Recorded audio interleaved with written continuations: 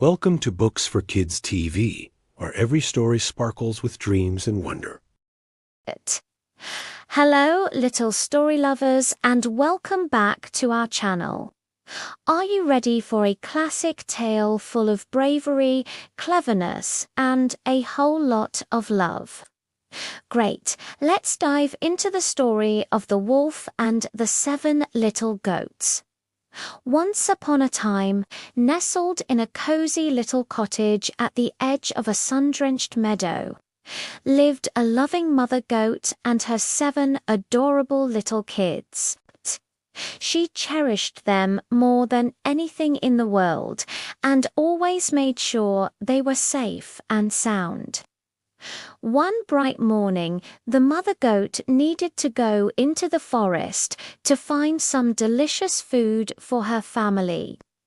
Before she left, she gathered her 7 little ones around her. "My dearest children," she said gently, "I must go out for a while. While I'm away, you must be very, very careful. Do not, under any circumstances, open the door for anyone, especially not for the big, bad wolf. You'll know it's him by his deep, scratchy voice and his big, dark paws." The 7 little goats nodded their heads. "We promise, Mama, we'll be good and we won't let anyone in." With a final kiss for each of them, the mother goat headed into the forest. It wasn't long before a shadow fell over the cottage.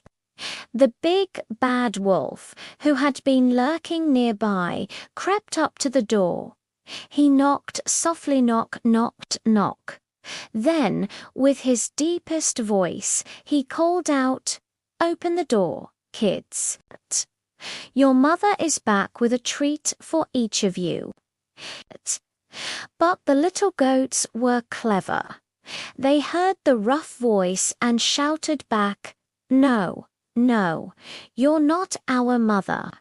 Her voice is soft and sweet. You're the wolf. Go away." Frustrated, the wolf stomped back into the forest. But he was a tricky wolf. He found a jar of honey and gulped it down to make his voice sound sweeter. He dashed back to the cottage and knocked again. "Open up, my darlings," he cooed in a much softer voice. "It's your mama, and I've brought something yummy." This time, the voice sounded much more like their mother's. But the oldest, wisest little goat was still suspicious. "Show us your paw under the door," he called out. The wolf slid his big, dark paw under the door. "See," the little goats cried. "Our mother's paws are white as snow. You're the wolf." Now the wolf was really angry. He ran to the baker's shop. "Baker, baker, cover my paw in flour," he growled. The baker was scared and did as he was told. Then the wolf went to the miller. "Miller, miller, cover my paw in white dust," he demanded. With his paw now perfectly white, he rushed back to the goat's house for a 3rd time. "Knock, knock, knock, my little lambs, it's me, your mother," he sang in his sweet, honey voice. "Show us your paw," the goats called out. The wolf slid his flour-covered paw under the door. It was white. Thinking it was finally their mother, the excited little goats unbolted the door. In burst the big, bad wolf. The poor little goats scattered in terror, trying to hide. One scrambled under the table, another into the bed, a 3rd into the oven, the 4th into the kitchen, the 5th in the cupboard, and the 6th behind the wash basin. But the wolf was too quick.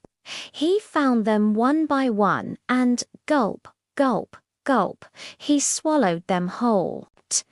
all except for the very youngest, tiniest goat, who had cleverly hidden himself inside the grandfather clock. Satisfied and with a very full belly, the wolf waddled out of the cottage, found a shady spot under a big tree, and fell fast asleep, snoring loudly. A little while later, the mother goat returned. What a sight met her eyes! The door was wide open, chairs and tables were overturned, and the house was eerily silent. She called out her children's names, one by one, but there was no answer. Her heart sank. Finally, when she called for the youngest, a tiny voice squeaked from the grandfather clock, "Mama, I'm in here." The little goat tumbled out and told his mother the whole terrible story. Heartbroken but determined, the mother goat grabbed her sewing kit and went outside. She followed the sound of loud snoring and found the wolf sleeping under the tree, his belly moving strangely. She knew her children were still inside. Quietly, with her sharp scissors, she carefully snipped open the wolf's belly. Snip, snip, snip. One by one, out popped her 6 little goats, completely unharmed. Oh, what a happy reunion! They hugged their mother tightly, overjoyed to be safe. Then the clever mother goat had an idea. "Quickly, children," she whispered, "go and find some big heavy stones." The goats scurried off and returned, rolling the heaviest stones they could find. They filled the sleeping wolf's belly with the stones, and then the mother goat skillfully sewed it back up. When the wolf finally woke up, he felt incredibly thirsty.